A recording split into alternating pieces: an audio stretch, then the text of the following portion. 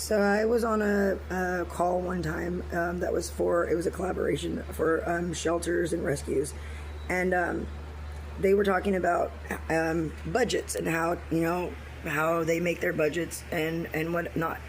And so I don't even know exactly how it came up, but it was relevant. A question was asked about the budget as far as like the internal budget at a shelter. And so I believe it was San Bernardino that had taken the lead on that to answer. And at first they were like, well, I don't know how that has anything to do with anything, which was like really weird, right? Because it's like, But then she proceeded to say that 60% of their budget goes to salary. And that's not including a tech team or a veterinarian team, which both they're mandated to have. And so I was thinking, like, no matter what the number is, right? Let's just say 100 is what we're dealing with.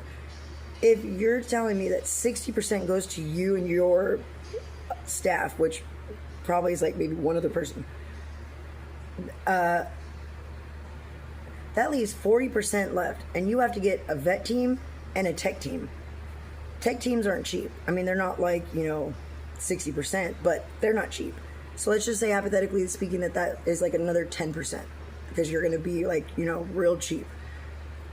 How cheap are you going to go for a vet team?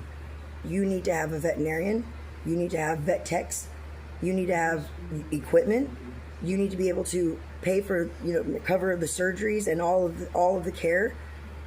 I mean, how many corners are you cutting when it comes to that? Okay, so that's one scenario. The next is that you don't cut any corners when it comes to the vet team, and you have top of the line.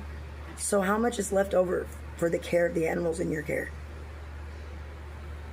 Well, it's not. I'm not going to waste too much time because these are on 3-minute videos. But she was like, "Well, we don't. The food for the animals doesn't come from the budget. It comes from donations." And I was like, "Well, what happens if there's no donations? How can you guarantee donations?" And she was like, well, I don't think we need to go into that. I mean, it's, you can fill in the blanks. I trust that you're smart enough. Like, yeah, I'm smart enough, but I can't believe that you're over here admitting that.